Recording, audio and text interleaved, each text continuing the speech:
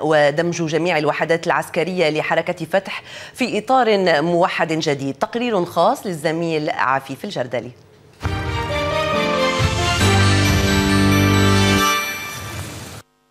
في مخيم عين الحلوة الأطفال يكبرون قبل أوانهم، يهجرون طفولتهم لينخرطوا في لعبة الكبار ويكونوا وقود الأحداث الأمنية.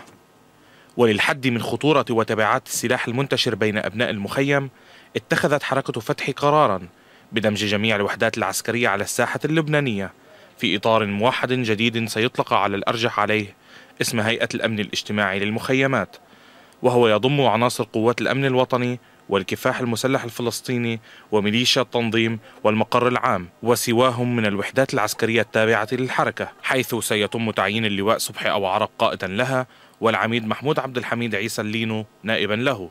وأكد اللينو أن هذه الخطوة ليست لسحب السلاح من المخيمات وإنما لتنظيمه وقطع الطريق على أي محاولة لجره إلى أتون فتنة أو أجندة غير فلسطينية.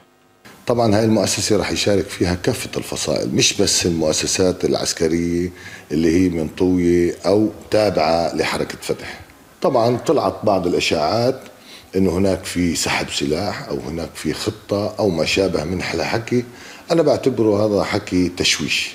إحنا بصدد إحصاء وفرز كافة العناصر اللي موجودين والضباط اللي موجودين على مؤسسة الكفاح وعلى مؤسسة الأمن الوطني وميليشيا التنظيم طبعا، من أجل دمجها بمؤسسة واحدة وفرز العناصر اللي ممكن يقدروا يعطوا أو ما يعطوا، تمهيد لإدخال عنصر جديد وضخ دم جديد لهالمؤسسة.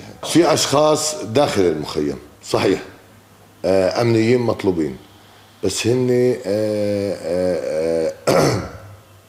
مش مرئيين لعامة الناس، وهدول الأشخاص في حال صودف إنهن انشافوا داخل مخيم عين الحلوة سريعا بنلقي القبض عليهم ومسلم سريعا. هل هناك تداعيات للموضوع السوري على مخيم عين الحلوة؟ أنا بأكد لك إنه كافة مخيماتنا وتحديدا مخيم عين الحلوة بمنع عن هذا الموضوع. إحنا موجودين بالميدان داخل مخيماتنا، بأكد لك إنه إحنا بعاد كل البعد عن أي أزمة ممكن تتصدر بأي اتجاه. طيب هل هناك يعني تهريب أسلحة من مخيم عين الحلوة إلى سوريا أو من أي مخيم بلبنان إلى سوريا؟ هذا الحكي غير صحيح. هذا الحكي بأكد لك إياه غير صحيح. إحنا بمخيماتنا بصراحة بهالمرحلة السابقة اشتغلنا على رفع الحس الأمني إلى أعلى درجاته، وهذا ملحوظ للجميع طبعا، وفي تنسيق ما بيننا وكافة الفصائل، فصائل المنظمة تحديدا واخواننا بالقوى الإسلامية، حتى نقاطع معلوماتنا وما في أي معلومة حتى معلومة واحدة بتأكد إنه في سلاح طلع من مخيماتنا بأي اتجاه. زيارة الرئيس محمود عباس إلى لبنان حسمت الأمر، ولكن عباس الذي أكد أنه يتحدث باسم جميع الفلسطينيين لا يلزم كل فصائل تحالف القوى الفلسطينية والقوى الإسلامية وغيرها بالالتزام بهذه الخطوة التي سيبقى نجاحها مرهونا بمشاركة جميع الفصائل الفلسطينية.